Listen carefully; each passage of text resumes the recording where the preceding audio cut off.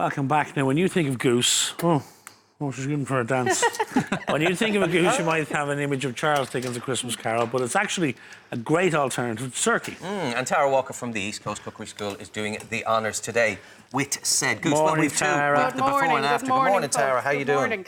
So, yeah, I'm just doing a little bit of preparation for my goose here, and I want to show you what I have. I have a little vegetable trivet started here, OK? So it's just some very roughly chopped carrot, onion and celery. Nice. You don't even need to, you don't even need to peel them or scrub them or anything like that. OK, can I ask what a trivet is? Yes, so it's like a little thing to hold stuff up, if you get me. OK, so it gives you, so it's going to drip down? Yeah, because the goose is very, very fatty. So I want it just to sit on these, I want the fat from it to sit on these vegetables. What will happen then is that there are some juices which will mix with the vegetables, and then we can add that to the gravy later on. Yeah. Gotcha. So Simon, you might pour a little bit of oil over this for me, and I just want to rub it into the skin. There we go. Just a wee drizzle. Exactly. Come on, baby. Thank you very much.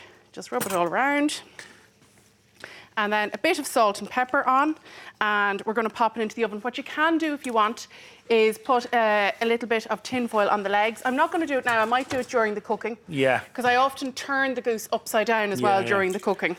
Readily available or not readily available? Will you get a goose if you go looking for one? I mean, we have a lovely local producer, Maperoth Farm, and I used his turkey as well, all free range. The German discount stores tend to have frozen ones as well, Yes, you know. yeah.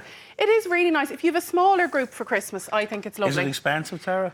It's relatively expensive, I suppose, just from the point of view that there's not that much meat on it, if you get me. Yeah. So let's get this. So that's where it works for the smaller group. Exactly. There's just not as much on it. Yeah, like a group of maybe 6 or so would work well. OK, 6. So I just want to show you what I did. What temp do we cook that at? Yeah, so I usually start it nice and hot at about 200. And then I reduce the heat because I want to get the skin nice and crispy. And is it a similar thing to sort of cooking the turkey, Tara? It's by weight, is it? Yeah, it is. Yeah, pound, exactly. Yeah. And I normally give it a hot blast, as I say, at the beginning, and like about 10, 15 minutes, and really hot blast. Okay. Yeah. So I made this one last night in my Christmas class at the cookery school. Lovely. And I'm resting it here on my board.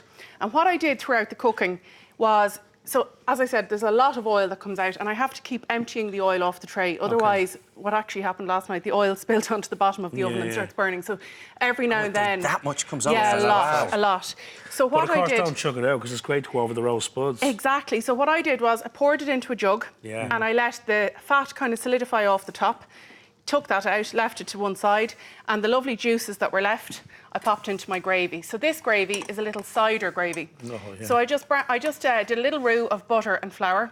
Then I added some cider in, and I simmered it for about an hour. Okay. And then I added my juices in. But what I wanted to show you here is any other nice little bits of sticky stuff on the tray. That's gold, baby. Exactly. Can you see this lovely brownness here? Put that in. Anything at all like that. Okay, so flavour bombs. Flavour bombs. Yeah, exactly. And I'm trying not to take too much of the fat as well. So, as I say, I already took a lot of the juice and the fat from this goose last night, but here's a little bit extra as well. Gotcha. Okay. So, let's set that to one side. Beautiful. And I have some roast potatoes, actually, that I brought as well. Yeah, I was going to say, in terms of trimmings, and you're going standard, your spuds, your sprouts... Exactly. Traditional. Yes, exactly. So I have a few sprouts left over from my class last night, which I brought for you. But I did make the potatoes specially for you, so we've some nice roasties here. They look great. And so for me, just a quick tip about the roast potatoes. Parboil them and give them a really good shape. Rough them up. Yeah, exactly. And you get all those, all those lovely edges. Yeah. And that's what gives the crisp. And Crispy this was done bits. in the goose fat then.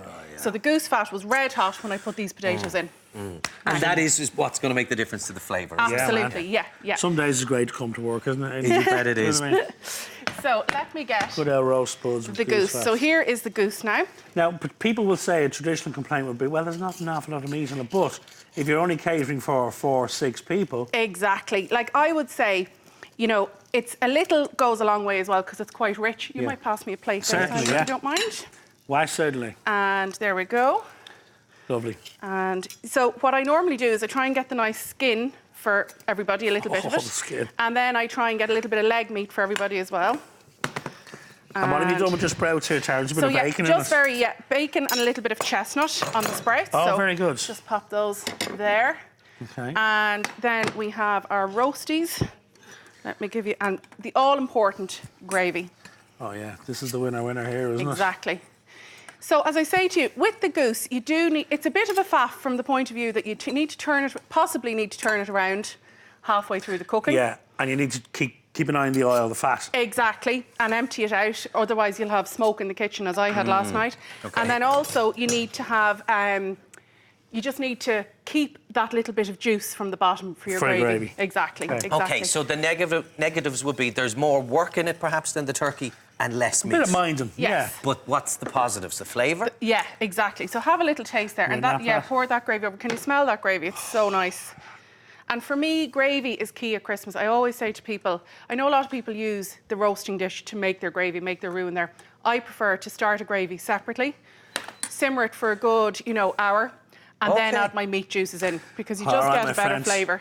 Okay. Go on, you've stood there long enough. And those vegetables that were in the bottom under the trivet? Yes, they added to those lovely juices that I put into the gravy. Gotcha. Yeah. Okay, so they don't end up on the plate. And I'll get you a little bit of the leg meat as well. I'm being very patient here. Look at me, I'm not sucking in. I want an opinion from you, Mr. Adon. And the gravy is... And the gravy is... phenomenal. And the leg meat is absolutely delicious as well. How do you find that? Have you had goose before for Crimbo? I haven't, no, and excuse me, I like a lot of different types of bird and game, pigeon, guinea fowl, things like that. That's beautiful, isn't it? It is beautiful. I'm looking forward to trying some of the leg meat as well. There's a bit more flavour than turkey. Well, a lot more flavour than turkey. There is, yeah. And the thing is as well, I think the skin is absolutely gorgeous. So the way I just rubbed a very small amount of olive oil onto the skin? I know it has enough of its own fat, but I wanted to really crisp up. So I know it seems a bit mad to put more fat onto the skin when you already have it, but you want it to really get crispy. Otherwise, it's really not pleasant. It's gorgeous, thank you. I don't know, I wish we could have smell-o-vision, because I think the smell is phenomenal. We'll be driving you mad at this point. That'll be some new technology that'll come soon. Eventually. Full recipe details on our website, or check out Tara's book, Good Food, No Stress, for more recipe ideas. Tara, that's great. Will you cook that yourself this Christmas? I'm not going to this Christmas. In my family, we always make a Chateaubriand, and sometimes we used to have a Chateaubriand and a goose if there was a big group of us. But this year we're a smaller group, so we're just having the Chateaubriand. Which would be lovely. That is really good. What kind do you want is that?